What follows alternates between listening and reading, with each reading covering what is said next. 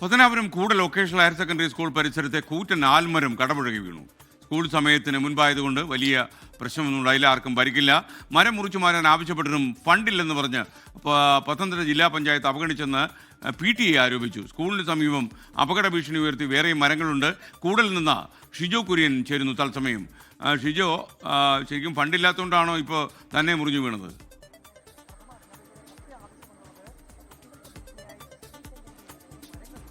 അങ്ങനെ കരുതിയാലും തെറ്റില്ല. ഇന്നലെ രാത്രിയോട് കൂടിയാണ് പത്തനംതിട്ട കൂടൽ ഗവൺമെന്റ് വൊക്കേഷണൽ ഹയർ സെക്കൻഡറി സ്കൂളിലെ വലിയൊരു ആൽമരം കടപുഴകി സ്കൂൾ കെട്ടിടത്തിന് മുകളിലേക്ക് വീണത്.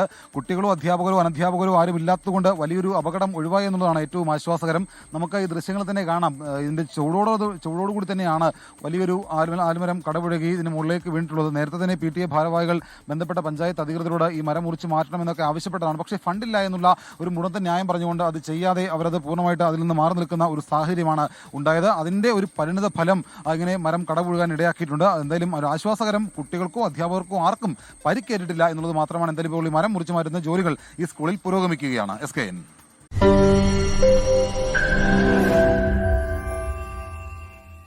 ലോകത്തെവിടെയായാലും ഏത് സമയത്തും 24 വാർത്തകളും ഓഗ്മെന്റഡ് റിയാലിറ്റി പാക്കേജുകളും എക്സ്പ്ലെയിനറുകളും വിശദമായി കാണാൻ ഞങ്ങളുടെ YouTube ചാനൽ നിങ്ങൾക്ക് സബ്സ്ക്രൈബ് ചെയ്യാം.